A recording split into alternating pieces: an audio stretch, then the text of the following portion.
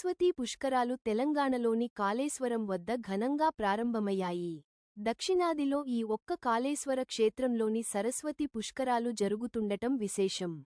బహుళ తృతీయ తిథివేళ వేదమంత్రాల సాక్షిగా పండితులు ఋత్వికులు పుష్కరునికి ఆహ్వానం పలికారు.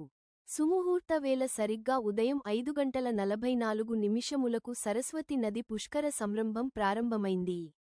ముందుగా పీఠాధిపతి మాధవానంద సరస్వతి స్వామి తన శిష్యులతో కలిసి జ్ఞాన సరస్వతి ఘాట్ చేరుకున్నారు. తరుడిని ఆవాహాన్ని చేస్తూ గణపతి, పుష్కర, సరస్వతి పూజలు నిర్వహించారు.